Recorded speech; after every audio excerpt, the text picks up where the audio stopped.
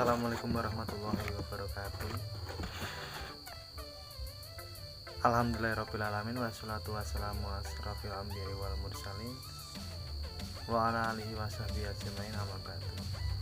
Pertama-tama kita panjatkan puja dan puji syukur kehadirat Allah Subhanahu wa taala yang telah memberikan rahmat serta hidayahnya sehingga kita bersama masih diberi kesehatan serta kenikmatan yang selalu ada dalam hidup kita di sehari-hari.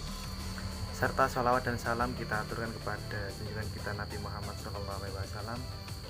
Semoga di hari akhir nanti kita diterima sebagai umatnya dan mendapat syafaatnya di hari akhir yaumul qiyamah. Amin amin ya rabbal alamin. Perkenalkan, nama saya Ahmad Adi Nugroho. Saya dari Prodi BKI 2F. Saya di sini akan menyampaikan tentang cinta tanah air.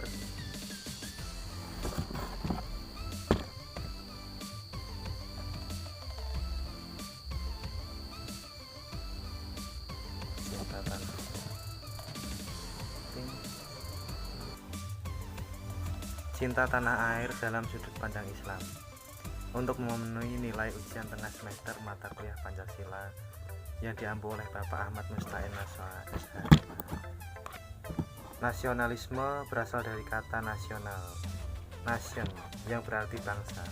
Istilah nasionalisme yang telah diserap ke dalam bahasa Indonesia memiliki dua pengertian: paham ajaran untuk mencintai bangsa dan negara sendiri, dan kesadaran keanggotaan dalam suatu bangsa yang secara potensial atau aktual bersama-sama mencapai, mempertahankan dan mengabdi identitas, integritas, kemakmuran dan kekuatan bangsa.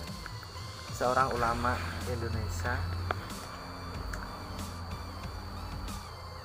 Kyai Haji Muhammad Hasyim Asy'ari, berhasil mencetuskan prinsip hubul waton minal iman atau cinta tanah air dalam bagian dari iman. Konteks saat itu untuk membangkitkan nasionalisme rakyat Indonesia untuk mengusir para penjajah. Kyai Hasyim Asy'ari adalah ulama yang mampu membuktikan bahwa agama dan nasionalisme bisa saling memperkuat dalam bangsa dan negara. Dua unsur ini tidak dapat dipisahkan atau sama lain. Agama Islam memerlukan tanah air sebagai lahan dakwah dan menyebarkan agama, sedangkan tanah air memerlukan siraman nilai-nilai agama agar tidak tandus dan kering. Nasionalisme adalah arti sempit dapat diartikan sebagai cinta tanah air. Pasti tidak asing dengan cinta tanah air, karena kita sudah dari SD hingga sekarang diajarkan untuk cinta tanah air. Kita juga tahu bahwa negeri Indonesia yang kita cintai ini tidak datang dengan sendiri, tetapi muncul dengan perjuangan. Kita semua pasti belajar sejarah akan negara kita dulu yang dijajah oleh Belanda dan Jepang, yang dialami negeri kita penderitaan kesengsaraan, kemudian tergeraklah hati-hati pejuang kita untuk kebanyakan adalah orang Islam. Kemudian mereka berusaha berjuang mengorbankan jiwa raga mereka untuk merebut Indonesia, dan takdir Allah, alhamdulillah mereka berhasil mendirikan negara kita, Republik Indonesia.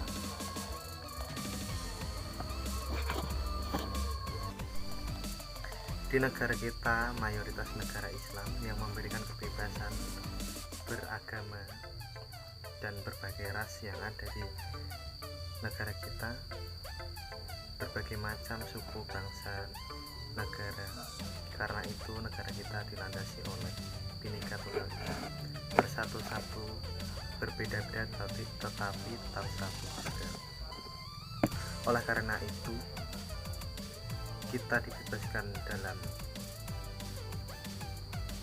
beribadah, mau sholat ataupun tidak, itu terserah kita dan dikembalikan pada pribadi kita masing-masing.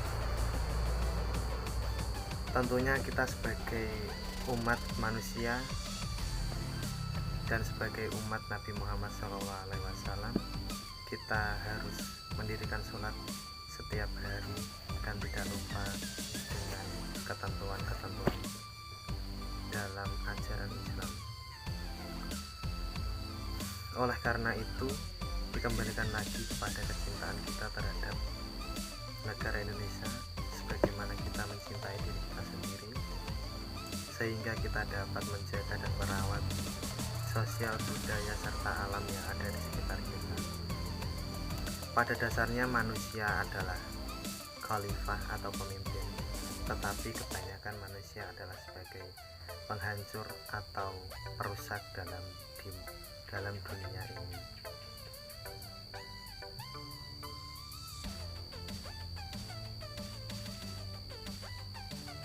Jadi cintailah negeri ini dan jagalah keutuhan kebudayaan tanpa membedakan suku, ras, ataupun agama. Itulah yang diajarkan Islam. Semua sama, yang berbeda hanyalah banyak sedikit amal baik atau buruk di mata Sang Pencipta yaitu Allah. Adapun dalil-dalil tentang cinta tanah air dari Al-Quran, yang pertama yaitu surat Al-Qiyas ayat 85, yang artinya sesungguhnya Allah yang mewajibkan atasmu melaksanakan hukum-hukum Al-Quran benar-benar akan mengembalikan kamu ke tempat kembalinya. Yang kedua, Syekh Imam Haqi dan Hanafi Al-Khalwati dan tafsirnya Rabubian mengatakan, di dalam tafsir ayat Quran surat Al-Qiyas ayat 85 terdapat suatu petunjuk atau isyarat bahwa cinta tanah air sebagai sebagian dari iman.